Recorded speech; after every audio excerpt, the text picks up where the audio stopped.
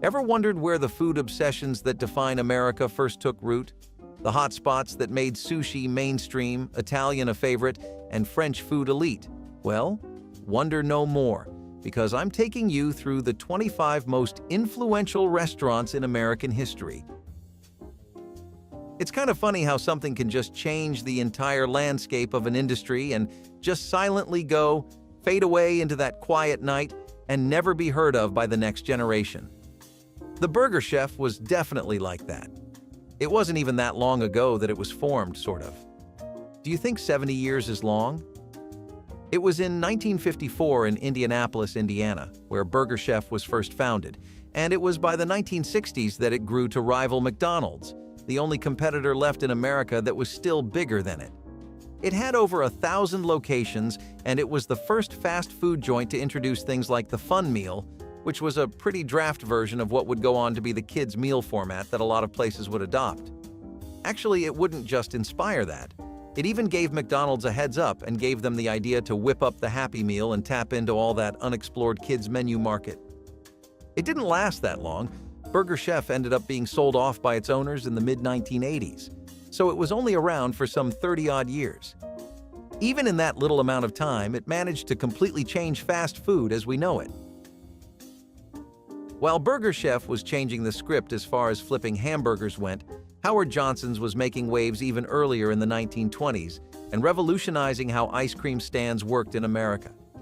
It was a humble stand that started in Massachusetts, and it ended up growing into a synonym for roadside dining eventually throughout America. It became known for its family-friendly menus, which expanded far past just ice cream. When I tell you there was a Howard Johnson everywhere, please believe me, because I mean absolutely nowhere was safe from Johnson. I'm talking about interstates, every other main road, near subways, but there was one location where they were most popular, and that was highways. Their joints also had this infectiously charming appeal to them with those bright orange roofs that were so recognizable. They were one of the first places to set a standard for fast food that the rest of America would follow, and they still stuck true to their roots by serving some pretty good ice cream. Howard Johnson focused on becoming a recognizable brand that families could trust, and their entire business model was being a source of some great food even around places like the highway. NFL Hall of Fame inductee Gino Marchetti and some of his partners came together in 1957 and came up with Gino's Hamburgers, first opening for business in the humble locale of Baltimore, Maryland. However, not so humble, it quickly became a fast food giant in the region. It was even known as Gino Giant, and part of that was because of that extremely towering, intimidating double-decker burger that would make even most grown men think twice about whether or not they could finish it.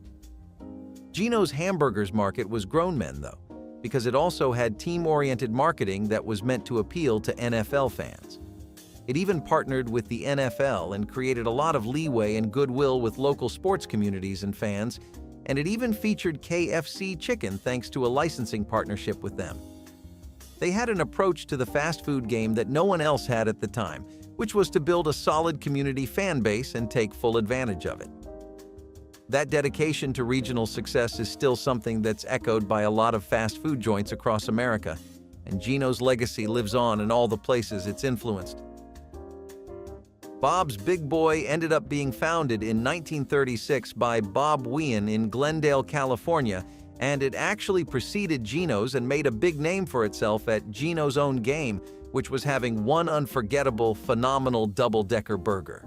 This thing would turn even the staunchest of anti-beef believers into burger fans. I wasn't around back then, but my parents were, and they've seen that happen in real time. It also became known for something else my parents would never stop telling me about as they rant about how mascot culture is dead.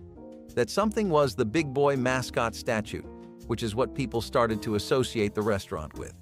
It really gave it a sense of identity and a personal brand that set it apart from just another fast food place. Having an air of uniqueness like that can really help draw in customers, and if you're aiming to be a successful diner, you can never have enough of that.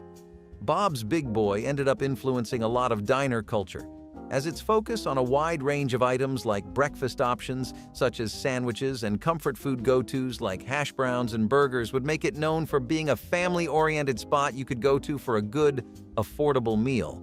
This is the same vibe and model that places like Denny's try to capture now.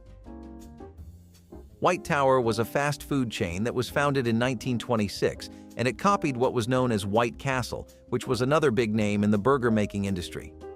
They were known for these small white burgers, and they expanded heavily throughout the 20s and 30s. What they were known for most was that lightning quick service. I mean, seriously, I don't know what the hourly rate was back then for the service industry, but theirs must have been the best in the market, or at least pretty competitive, since those workers did their job like men possessed.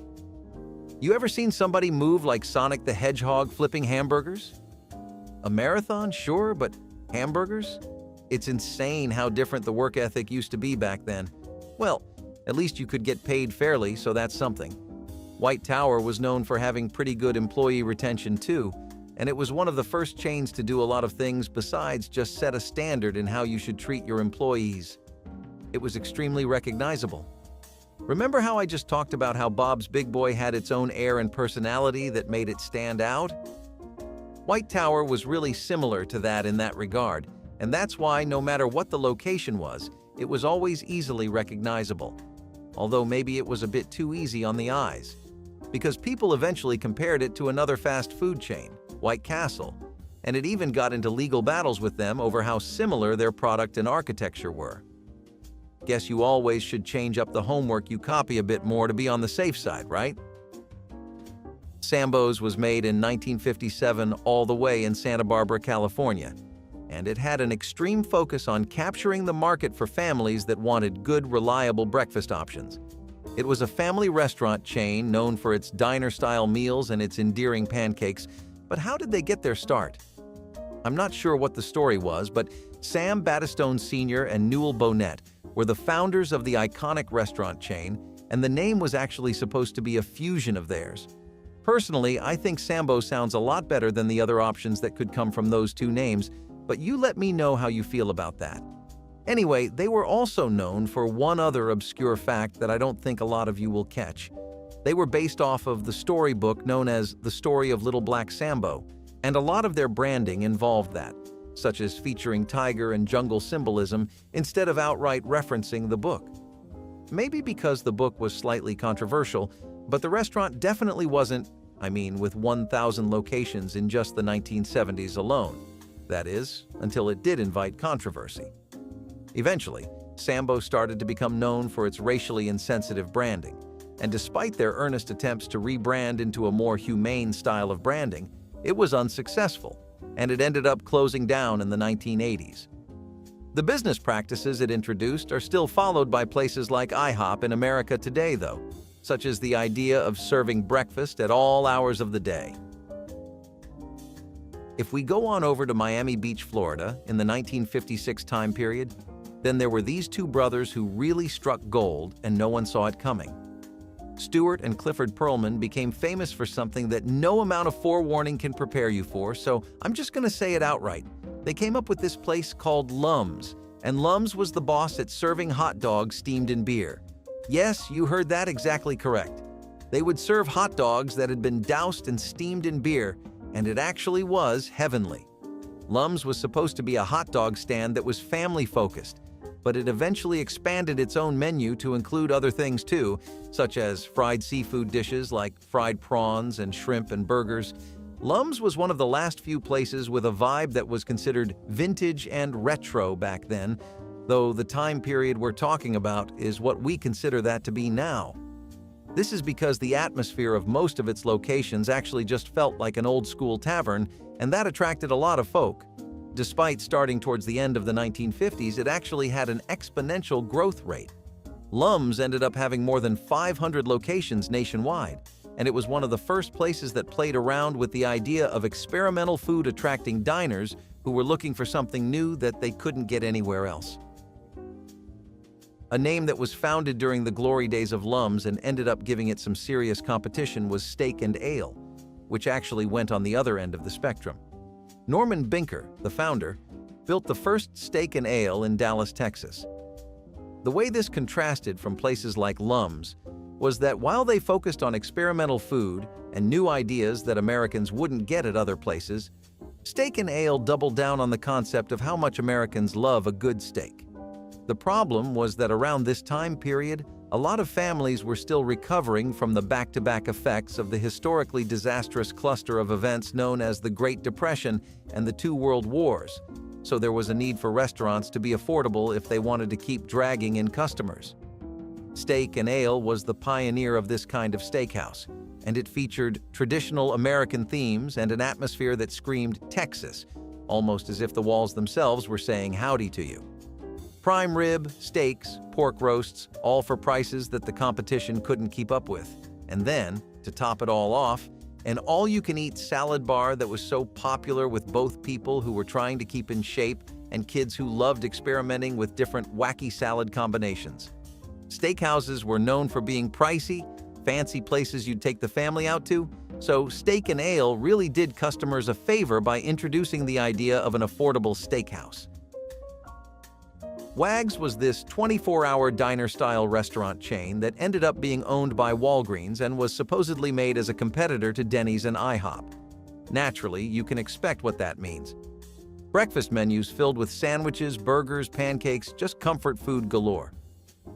Wal's main customer base was also something I'm sure you can guess, because any good IHOP competitor needs to have a lot of incentive for families to come and visit.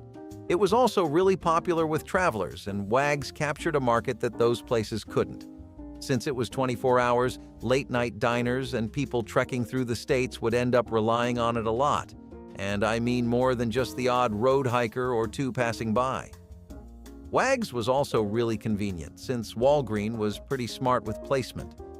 A lot of Wag's outlets were near or inside Walgreens stores, so it kind of worked as a team with customers of Wag checking out Walgreens and customers of Walgreens getting curious about Wag. It was one of the first places to introduce the concept of a 24-hour diner, and it was pretty successful at it. VIP's ended up being a chain of diner-style restaurants that was based in the Pacific Northwest, and it was founded in 1968 in Oregon.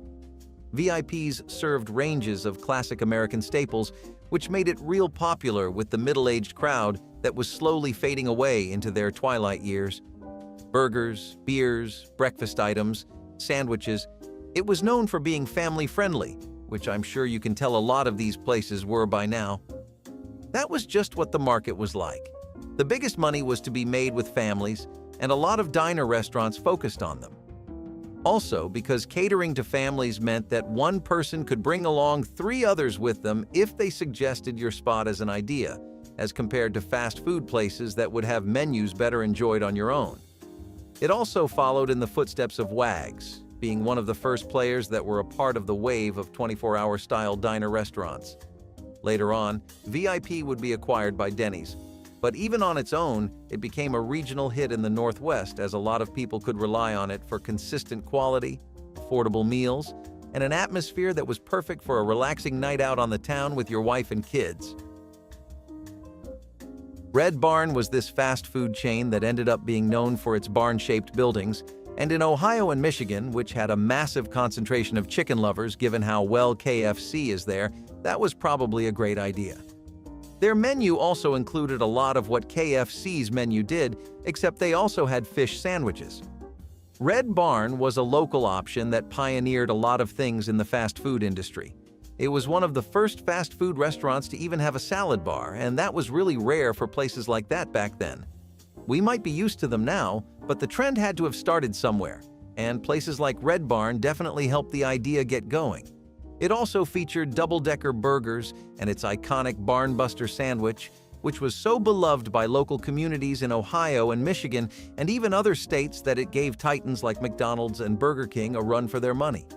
It had everything going for it: unique branding, an affordable menu with recognizable items but just enough new things to set it apart, and amazing quality, but it eventually ran into a lot of franchising issues and couldn't last. Though it did inspire a wave of more focus on architecture, just like White Tower did, because competitors took note how the barn-shaped buildings really helped pull in customers. Pup and Taco was a pretty wonderful place if you were an avid taco lover, and I gotta say, there wasn't as much of that as there should have been in 1956. Hot dogs, tacos, and a variety of flavored slushies meant that it captured a lot of Mexican fans. They were always looking for places that did an authentic mean taco anyway, and now they had found one. Plus, the entire menu was kind of a brave mix of Mexican-style cooking and spices and American comfort foods, which was an idea that wasn't really being explored too much by other places yet. The hybrid menu was one of the first concepts that mixed cuisines like that, and it would become a popular staple format that other places like Del Taco would end up following too.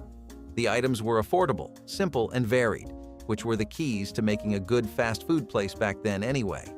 It was meant to be aimed at a younger audience, preferably adults in their 20s who wouldn't have the budget for fancy dining or proper full-course meals but still wanted a bite they could really feel deep in their bones. Right out of the humble neighborhoods of the Midwest, specifically Mankato, Minnesota, Happy Chef, which first debuted in 1963, became known for its classic American diner fare, which included a lot of recognizable breakfast dishes and burgers. It also took some notes out of McDonald's playbook, as each location had this really eye-catching statue of the restaurant's mascot, which was a smiling, happy chef. The statue would be holding a spoon and a menu board, and some of those statues even spoke to customers, making it really popular with children. At its peak, it was around 60 locations strong, and those were more or less primarily in Minnesota and the neighboring states, but what it aimed to do, it did well. It had a regional grip that competitors couldn't shake off, and that gave a lot of other restaurants down the road the idea of having strong fan bases with your local regional communities rather than trying to capture a nationwide audience. Burger Queen Druthers was also known for its mascot, Queenie Bee, and a really simple and affordable menu that was burgers, chicken, and milkshakes. You might be wondering why the name is split into two though, and well, they used to be known as Burger Queen, but they changed their name to Druthers eventually. It was an attempt to set itself apart, and it also worked with their new slogan in the 1980s, which was, "I'd rather go to Druthers." Yeah, I can safely say their shakes and burgers were worth your money, but that pun game really needs work. Anyway, they would eventually expand their menu far past items like basic burgers and would include fish sandwiches and fired chicken, which helped boost its popularity enough to give local fast food chains some competition. It unfortunately couldn't keep up with other competitors that were big enough to have a nationwide presence, and the constant attempts at refreshing its image meant that it lost a sense of identity, ironically enough. However, what it did show a lot of other businesses in America was the idea of expanding your menu to include more varied items. This is something places would try to adopt a lot because they saw how it helped Druthers keep up with local competition, so it became a go-to idea for startups and up-and-coming fast food joints. Parker's is the second oldest name on this list by far. I mean, compared to the rest of the names on here, this is certifiably ancient. It was made in 1855 inside the Omni Parker House Hotel in Boston, which on its own is a pretty recognizable part of American history. It's one of America's oldest operating hotel restaurants, and the fact that it survived literally a century and more to tell its tale should let you know how successful this place really was. It was even the birthplace of some iconic regional foods, like the Boston cream pie, which was a deliciously rich pie with a unique cream filling you couldn't get anywhere else. To top that off, it had its own dish with its namesake that caught the wallets and eyes of people everywhere, which was the Parker House roll. It became extremely beloved in New England, becoming a huge part of the cuisine there, and even presidents were known to have visited the Omni Parker House Hotel just for a taste of Parker's restaurant. It blended in American menu items with French influences, something that, at the time, nobody else was doing. It makes sense that presidents visited this place, since a lot of them, like Charles Dickens and John F. Kennedy, who were regular patrons, were big fans of French cuisine too. Family-friendly this, family-oriented that. If you really want to talk about a restaurant that played that game better than anybody else, you can really only mention Antoine's. From the streets of New Orleans, Louisiana. Also, stop for a second. Remember how I said Parker's was only the second oldest restaurant? Let me introduce you to the founding date of Antoine's, which is literally 1840. By the way, this place was still up and running by the mid-20th century, So yeah, just let that sink in for a bit. It wasn't known for how long of a life it lived, though. It was known for Antoine Alciatore's famous decision to include classic Creole cuisine, which at the time, and even well into the 20th century, nobody else was doing. If they were, they definitely were not doing it on the same scale as Antoine's was.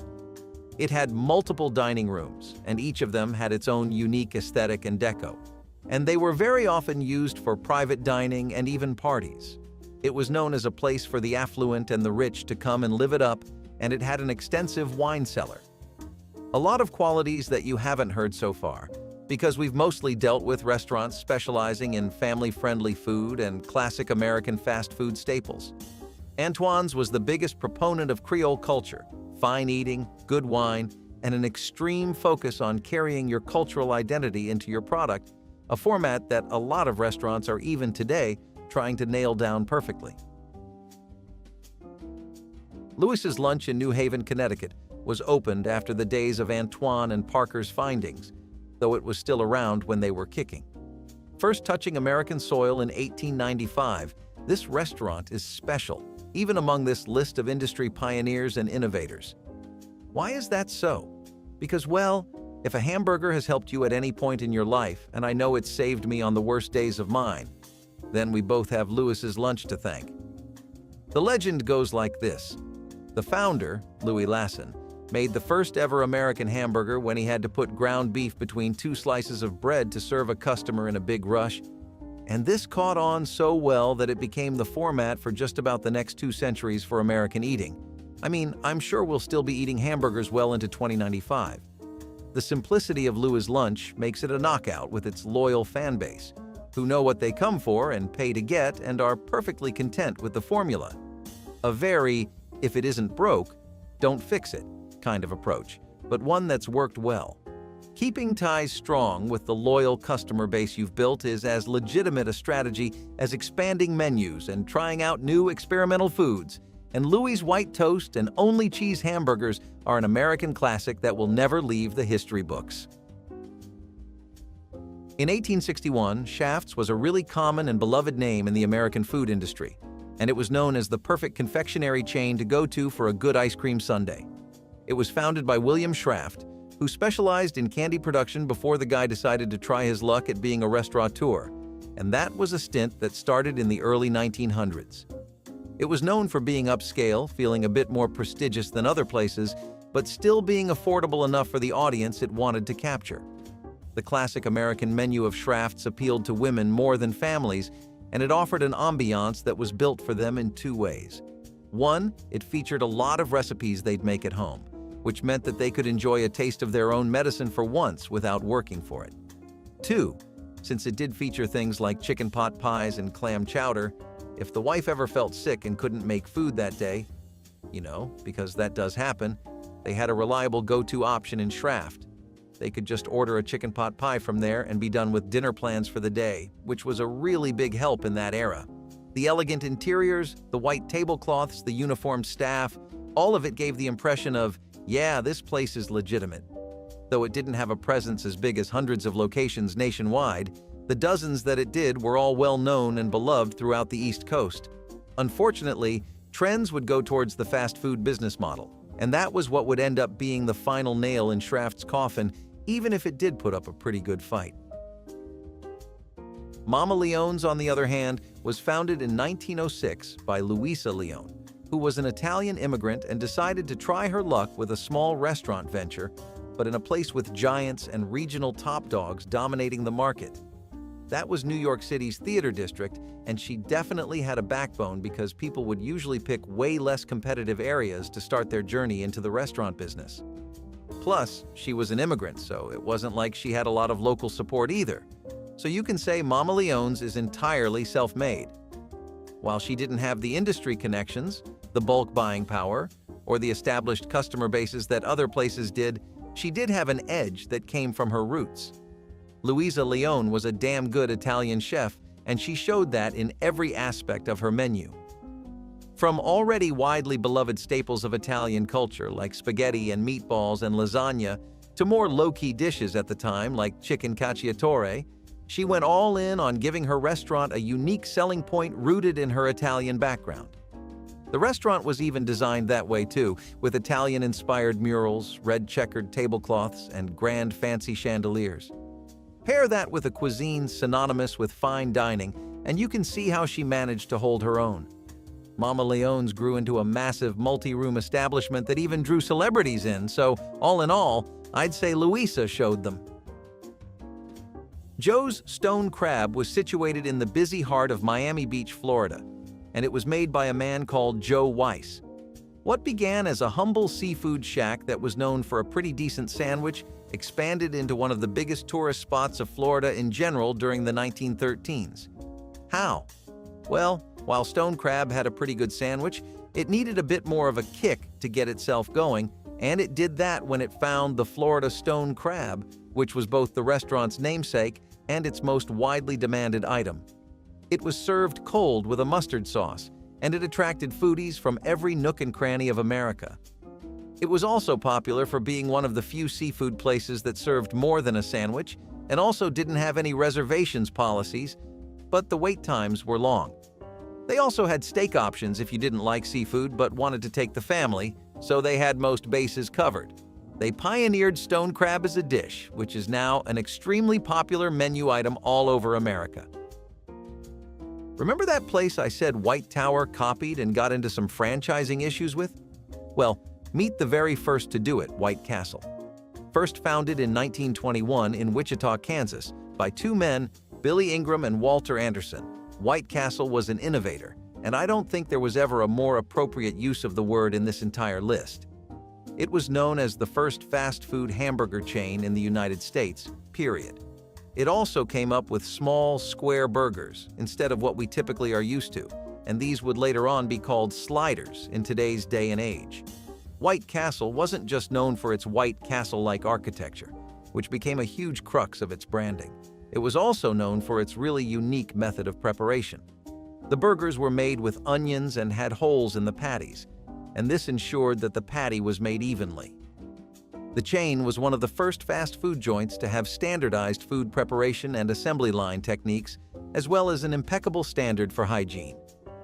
All in all, it was everything that fast food places today aren't, but a lot of places tried to follow its example back then because this place set the template of fast, convenient, clean, and easy food. White Castle became known for efficiency, simplicity, and a lot of good food.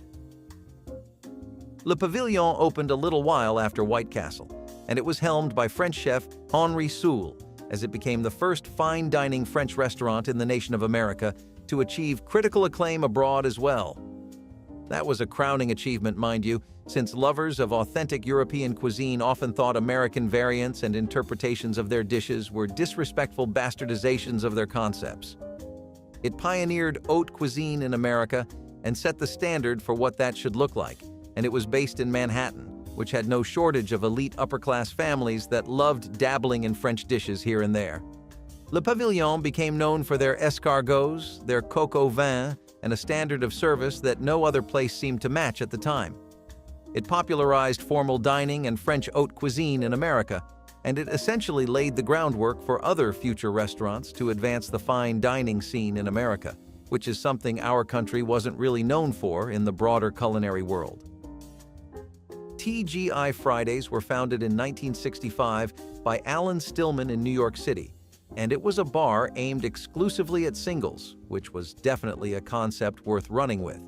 Alan Stillman wanted a casual dining experience where young adults could come in and mingle, and women especially could enjoy a drink and feel comfortable while doing so. The crowd at other places wasn't exactly known for its chivalry, to say the least. Fridays had an atmosphere that was unmatched. Tiffany-style lamps, a nice and easy red and white striped decor that gave it a cherry look, and walls laid with paintings and designs that gave it an edge over other places. It was one of the first places to spread the concept of casual dining, bar food, and an emphasis on diners being somewhere people could come and socialize as well. Let's end this list with something that we haven't seen before. At least, that's exactly how the people felt when Kawafuku restaurant first opened up. It was something they just hadn't visualized before because nobody was doing sushi until Kawafuku did it. It was centered around Los Angeles, where there was still a lot more tolerance for experimental food and international cuisines that didn't mesh with the typical taste buds of American eating. Kawafuku brought Edo-style sushi and vinegared rice and made sure that it was a concept that would become ingrained into America's cultural fabric, and I think they did a pretty good job considering how many sushi bars there are now in 2024. This could be considered the father of the sushi bar experience, as the idea of sitting and watching the chef work, making it a personal and interactive experience, became a hallmark of American sushi restaurants that almost every sushi restaurant now adopts. Let's dive into Chi-Chi's, a vibrant spot that opened its doors in 1975, founded by restaurateur Marno McDermott and former Green Bay Packers player Max McGee. Chi-Chi's brought the festive flair of Mexican fiestas right to the dining table, differentiating itself with a lively atmosphere paired with authentic-tasting Mexican dishes. Famous for its nachos, sizzling fajitas, and potent margaritas, Chi-Chi's quickly became a beloved dining destination, spreading joy with over 200 locations nationwide by the 1980s. Families loved it for its festive vibe and affordable dining options. However, the brand faced a drastic downturn in the late 1990s, culminating in a severe hepatitis A outbreak in 2003 that irreversibly damaged its reputation. The outbreak led to numerous lawsuits and a decline in customer trust, forcing Chi-Chi's to close all of its American locations by 2004. While Chi-Chi's still operates in some European countries, it remains a lesson on the critical importance of maintaining food safety standards. In Colorado, you get the Buckhorn Exchange. This one is actually a National Historic Landmark because it was the very first bar that managed to get a license to serve drinks after the Prohibition ended, which was one of the scariest times in American history. Another reason people visit is to see their extensive taxidermy collection of 500-plus animals is no joke, really. We have a new entry for oldest on the list, and the Griswold Inn holds that title by a margin, having opened up in 1776. That makes it exactly 248 years old, but it is still known for the same things today as it was on its opening. Namely, a really cozy environment, fantastic customer service, and comfortable beds and prices. Delaware has Kelly's Logan House in Wilmington, which in 1864 is the oldest haunt in the state as of yet. People like to think that Jessup's Tavern holds that accomplishment, but it did not start being a food place until the 1940s. In that regard, Kelly's has a lot more experience, and it shows, since you always get a very consistent experience there. Next up, Carol's. Originally a part of the Tasty Freeze family in the 1950s, which cleverly pivoted to burgers and rapidly expanded across the northeastern United States. Their signature club burger became a staple, and they diversified the menu to include fried chicken and breakfast items, catering to a variety of tastes and mealtimes. At their peak in the 1970s, Carol's captured the public's attention with catchy jingles and promotions that really capitalized on the burgeoning television advertising era. However, the increasing competition from fast food giants like McDonald's and Burger King, coupled with operational challenges, pressured Carol's into a significant transformation. In the 1980s, they began converting their locations to Burger King franchises, a move that marked the end of their run as an independent brand. Today, Carol's stands as one of the largest Burger King franchisees, a testament to their ability to adapt and thrive under competitive pressures, illustrating the crucial adaptive strategies needed to survive in the cutthroat fast food industry. In the District of Columbia, the Old Ebbitt Grill, which opened in 1856, is likely the oldest restaurant in the area. It was a boarding home in 1856, but after a lot of moves and a change in the man up top, the grill changed from a boarding home to a place known for serving great grilled food and drinks. In Florida, in Ybor City, the Columbia restaurant is one of the biggest and certainly the oldest restaurants to exist in the state overall. It was first opened in 1905, and the whole thing itself now is a city block wide. It first opened as a saloon, and it would serve drinks and basic food then too. In Georgia, you definitely get catered to if seafood is your vibe. The Plaza Restaurant and Oyster Bar is a 1916 classic in terms of seafood, where you can also get desserts on the side like homemade pie. It has a dining room and a gathering space for locals, making it a great spot to stop and refresh. All right, let's chat about Lums, a place that really made its mark with something you might not expect in a fast food joint: beer-steamed hot dogs. Started by brothers Stewart and Clifford Perlman in 1956 down in Miami Beach, Lums was more than just a hot dog stand. It was a phenomenon. They expanded like wildfire during the late 60s and early 70s, at one point boasting over 400 outlets across the country. Their casual, pub-like atmosphere made Lums the go-to spot for a fun family meal or a night out with friends. But like many good things, Lums' era of fast expansion came to an end. By the late 70s, the chain faced financial difficulties, and the Perlman brothers sold it off. Most locations shut down by the mid-1980s. Though Lums as a brand has largely vanished, a few spots still keep the nostalgia alive, reminding us of the unique flair Lums brought to the fast food scene with its distinctive beer-steamed offerings. In Maine, people say the Palace Diner is the most tenured spot in the state, although some like to say the Biddeford Restaurant is actually the oldest place to grab a bite. However, we think the Cliff House has the fairest claim to the title since it opened up in 1872, a good century before either of those. In Maryland, you have the Middleton Tavern in Annapolis, which opened in 1750. This place was the best spot back then to get a drink, if references are anything to go by, and it may still have retained its excellent service, which got it that reputation in the first place. Going over to Massachusetts, we have the Union Oyster House, which was one of the few places with a semicircular oyster bar in 1826. This was one of the favorite go-to spots of Julia Child, too, and it was where the toothpick was used for the first time. Real rich history, right? If you count restaurant to mean even a bar that serves some dry fruit on the side, then if you go over to Ohio and visit the Golden Lamb, which first opened in 1803 as a house of public entertainment, you will have gone to the same place as 12 other U.S. presidents. That's at least a quarter of the entire list of presidents, and besides that, it has a restaurant, a hotel, and a museum. Definitely a lot of public entertainment if you ask us. Oklahoma had the Cattleman's Steakhouse in Oklahoma City, a 1910 lean meat enthusiast spot, which became known for its late hours, which were not common during the 1910s. It was even put into the Steakhouse Hall of Fame in 2024 and is known for its flavor and friendly service alike. In Oregon, you have Huber's, which is one of the finest places to go to in Portland. In 1879, this place first opened with the name of the Bureau Saloon, and it has since changed from a bar to a full-on restaurant. Currently, it has some fantastic roast turkey. Pennsylvania has the Revere Tavern in Paradise, which is actually incredibly ancient. The state would see this historic landmark in 1740 for the first time, and despite closing once in 2022, it has reopened under a new owner. It is known for its thoroughly rustic charm, which attracts families in particular. Go over to Rhode Island, and a local or three will definitely mention the White Horse Tavern, which is the oldest name so far on the list, and probably in the country too. This place opened in, yes, that's right, 1673, and it is a historic landmark for a very good reason.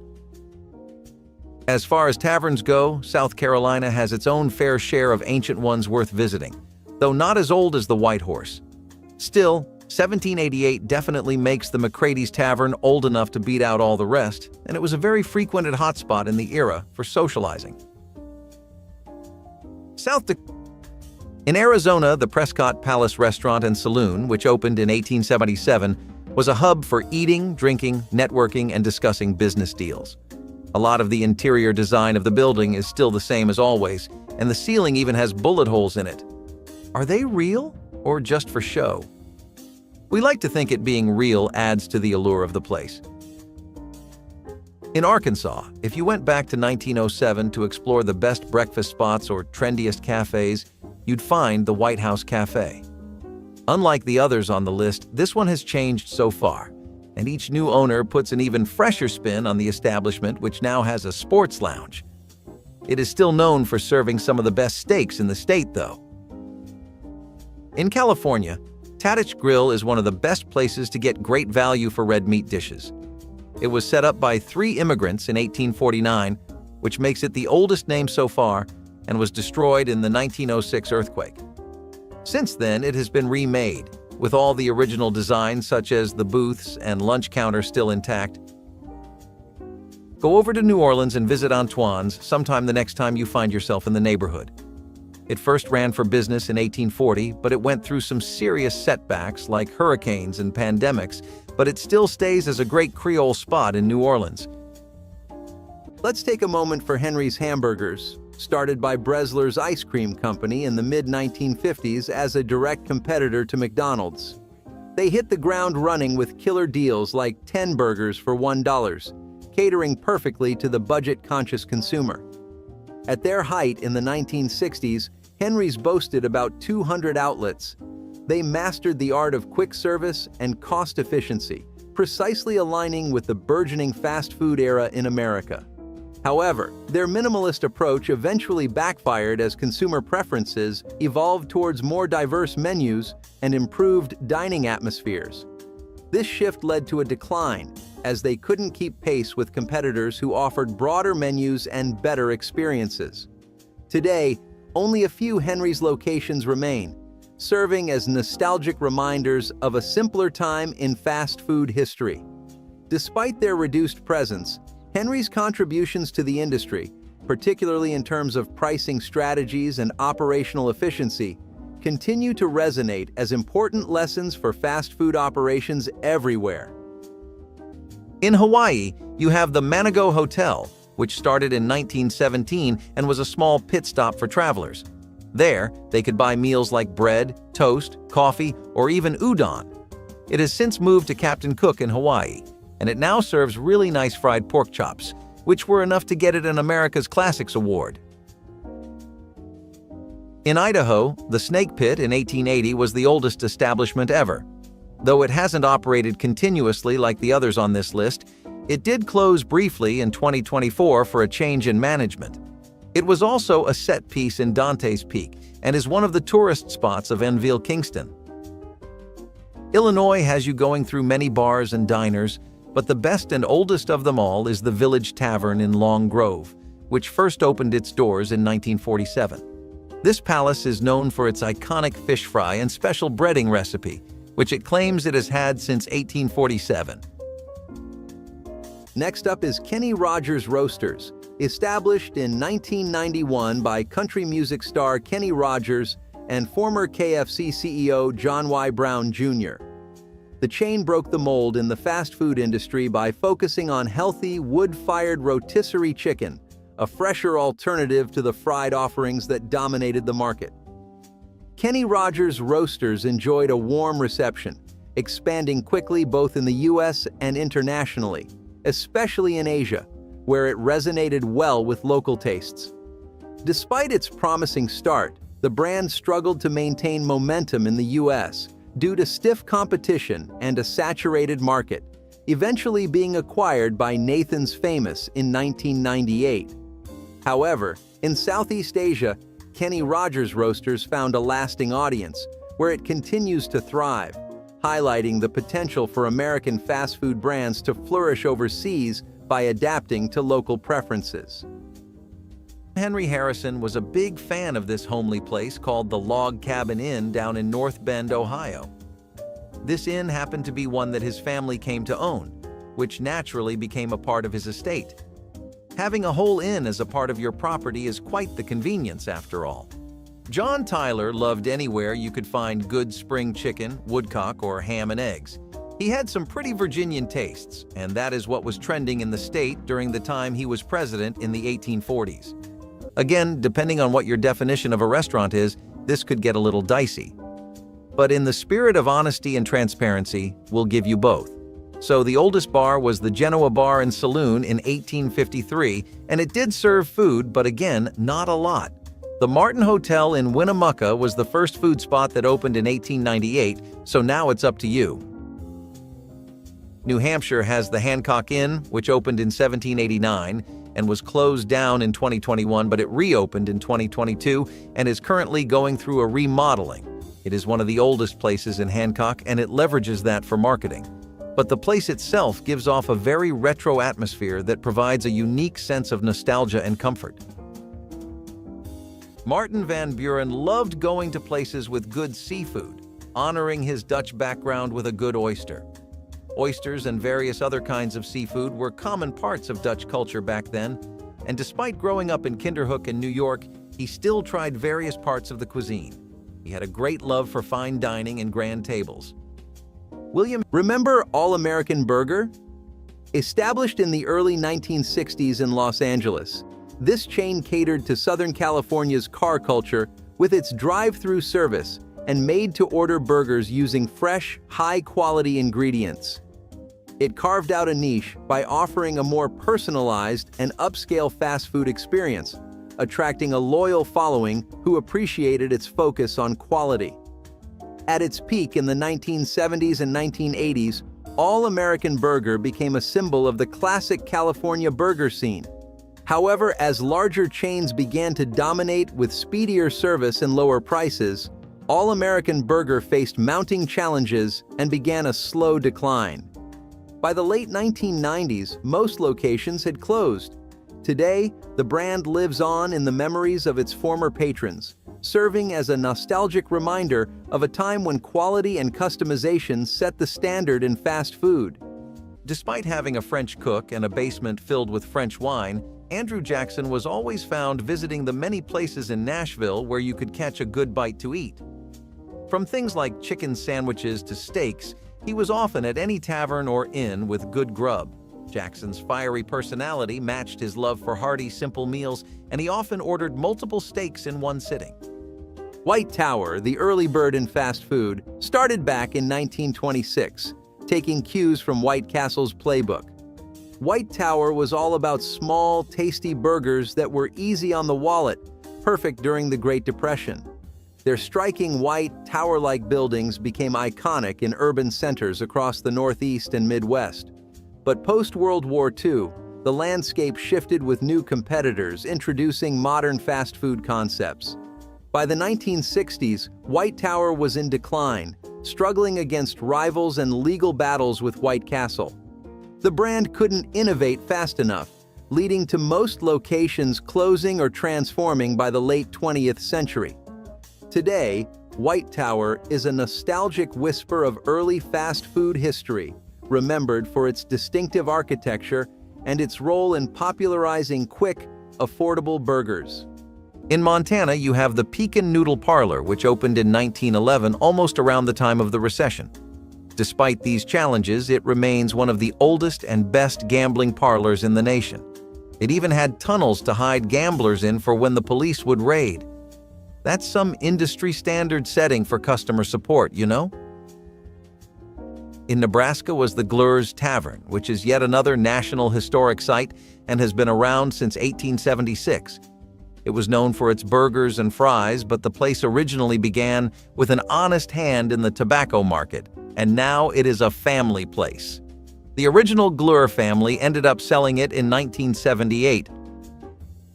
Biff Burger, started in 1956 by Bruce Brain in Clearwater, Florida, Biff Burger was known for its unique cooking method, the roto-broiled process. This technique, where burgers were cooked by flames as they passed through a revolving drum, set Biff Burger apart, making its food a tantalizing choice in the fast food market. The chain enjoyed popularity in the southeastern U.S., becoming a go-to spot for affordable, tasty fast food. Despite its initial success, Biff Burger couldn't withstand the competition from larger chains in the 70s and began to decline. Today, Biff Burger is mostly a memory, with just a few signs and standalone locations remaining as relics of its once thriving operation. Its innovative approach to burger preparation remains a memorable part of fast food history, showcasing how technology can shape food service and customer experiences. Hauptstadt is a great place overall to go to in America, especially in Indiana, but one of the reasons people say that is the Log Inn, which first was known as the Noonday Inn in 1825 as a stagecoach stop. It always had a reputation for being a family-oriented comfort food place. and it is in a really scenic setting too. Go to Balltown, Iowa, and you would be missing an opportunity if you do not check out the Breitbach's Country Dining Restaurant. First time the state saw this place was in 1852, but it got the Breitbach name when the family had bought it in 1862, and ever since they have continued to run the place. Kansas is not known just for the band, but also places like Hayes House in Council Grove, which has a record of 167 years, first having opened in 1857 in Council Grove. It was known as a place for travelers to rest at, somewhere they could get their bearings, and is the oldest landmark that still runs for business west of the Mississippi. Moving on, let's remember Sambo's, which opened its doors in 1957 in Santa Barbara, California. Founded by Sam Battistone Sr. and Newell Bonnet, Sambo's initially grew quickly, riding the wave of popularity to over 1,100 locations nationwide. Known for its budget-friendly, family-friendly meals, Sambo's catered to a broad audience with a casual dining setup that emphasized both value and convenience. However, the brand name, inspired by a racially insensitive children's book, eventually led to its downfall amidst growing racial sensitivity and public backlash. By the early 80s, amidst mounting controversy and a shifting market, most Sambo's restaurants had closed or rebranded. The original location in Santa Barbara remains, reimagined as a modern cafe that respects its complex past while aiming for inclusivity and change. Sambo's story serves as a poignant lesson on the impact of societal values on branding and the importance of cultural sensitivity in business. Zachary Taylor was more or less cut from the same cloth, direct in his leadership and even more blunt and plain with his food. Wherever he went, he had the simple tastes of a boy raised in the southern countryside. He typically had cornbread at whichever tavern he went to and loved steakhouses that were popular. Don't forget about Naugles, which Dick Naugles started in 1970 after splitting from Del Taco.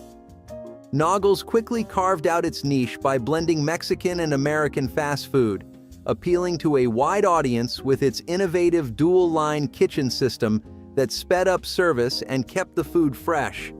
This chain was a hit in Southern California, known for its bold flavors and generous portions, perfectly capturing the fusion of quick service and zesty Mexican flavors. Despite its success, after a hostile takeover, Naugles merged with Del Taco in 1988, leading to the brand's disappearance. However, the spirit of Naugles lives on. Recent revival efforts have seen a few new locations open, reigniting the passion for its unique menu and celebrating its legacy in the fast food industry. The Old Talbot Tavern, which first opened in Bardstown in 1779, was known as a must-see spot for locals and travelers alike due to its famous list of guests. We are talking about people like Abraham Lincoln, and that is not the only famous name you will find, as the place even has rooms named after its famous residents. Founded in 1927 by J. Willard Marriott, Hot Shoppes began as a humble root beer stand and quickly blossomed into a beloved chain of drive-in restaurants. Known for its family-friendly vibe and diverse menu, including the famous Mighty Mo Burger, Hot Shoppes became synonymous with quality and innovation. It thrived by adapting to America's love affair with cars, offering curbside meal deliveries that catered perfectly to mid-20th century car culture. During its heyday in the 1960s, Hot Shoppes was more than a restaurant. It was a dining experience that paved the way for what would eventually become Marriott International. However, as focus shifted toward the hotel industry, the restaurants gradually faded out, with the last Hot Shoppes closing in 1999. Yet, the legacy of Hot Shoppes endures, celebrated for pioneering service and hospitality in the dining world, leaving an indelible mark on the restaurant and hospitality industries. It's good, buddy. They grill the steaks just perfect. Mississippi, on the other hand, has the Wademan's in Meridian, which is an 1870 spot that first got a rep for incredible comfort food. Currently, it is known for its black bottom pie, but it has built a name for itself in many spots throughout the state as it moved around plenty. Missouri has the J. Houston Tavern, which is almost 200 years old in about 10 more years, give or take, since it first opened doors in 1834. This tavern is currently closed because it is switching management, but the place still plans to come back soon with a rebrand. Dive into Sandy's, the underdog from Peoria, Illinois, that started in 1956. Sandy's was a Midwest gem that went toe-to-toe with McDonald's thanks to its founders, who were ex-McDonald's franchisees. They brought something special to the table, a Scottish-themed vibe and a focus on charbroiled burgers that really set them apart. Throughout the 1960s, Sandy's expanded to over 100 locations, embracing regional flavors and building a beloved brand in the Midwest. However, the 1970s brought tough challenges. Increased competition and higher costs pushed Sandy's to the brink. In a bid to survive, many locations converted to Hardee's in the late 70s. Today, Sandy's lives on in memories and reunions, celebrating its legacy in themed marketing and local flavor adaptations. The new Hudson Inn in Michigan is probably the oldest there. That place first opened in 1831, but it was not anywhere you could get a proper meal. If that's your definition, you would look at the Sleater's Family Tavern, which had opened in 1882. Minnesota has the Hubble House, which almost caved from the pressure of the pandemic. It has been going since 1854.